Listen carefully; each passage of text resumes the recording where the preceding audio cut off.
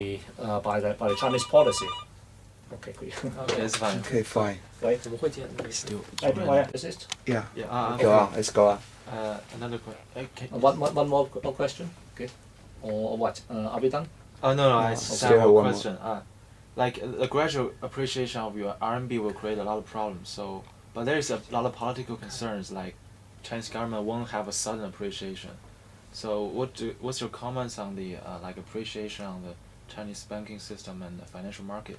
Because it's now well developed and like the four major state-owned banks have a lot of not profiting loans and bad debt. So that will create a lot of problem on the balance sheet of the bank. Well, one of the fears of the Chinese government is that it has bought a lot of assets denominated in US dollars. That's I'm talking about the foreign reserves. If the yuan appreciates very quickly, then from point of view of the balance sheet of the People's Bank of China, it will have lost a lot of money. Because if it calculates the assets in terms of renminbi, okay, it will lose a lot of money. So that is something that it does not want to happen. Or perhaps it will try to delay that and use the time to sell some U.S. Assets and then buy assets denominated in other currencies, like that of euro or Japanese yen or whatever. But from what I have observed, they seem to be doing it very, very slowly. The total assets or total foreign reserves denominated in the US dollar seems to me to be still very high, and it seems to me to be even continue to accumulate.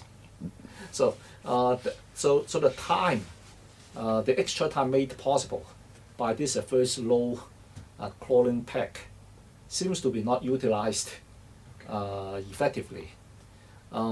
Maybe the Chinese government or the People's Bank of China is not really planning to abandon the idea of using US dollar as its main vehicle for foreign reserves. Okay.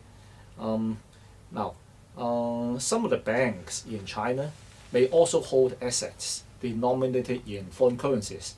Okay. These banks could also be powerful lobby groups, forcing the decision makers not to appreciate the yuan too quickly. But from the point of view of the vast majority of the people in China, that is, the consumers in China, it is not a bad idea at all for them to be able to buy foreign goods at lower prices. Some of the manufacturers in China may temporarily want the yuan to stay at a low value. Many of them argue that a high exchange rate for the yuan could suffocate all their profit. But when they're saying this, they're making the assumption that the prices of the goods that they produce cannot be increased. If the prices of the goods in terms of say US dollar is not going to change, then of course they will lose money. So the pricing to market. Yeah. However, the problem right now is that many people regard the Chinese goods as, say, too inexpensive. Therefore, there should be some room for high prices. There's this law of demand. When prices are higher, then the quantity demanded of the goods will go down. But Chinese goods are still very cheap. So there should be a lot of room for improvement.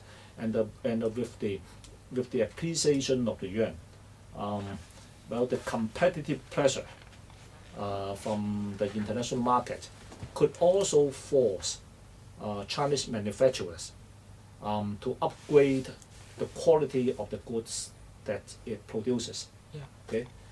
That may not be something bad at all. Okay. All right.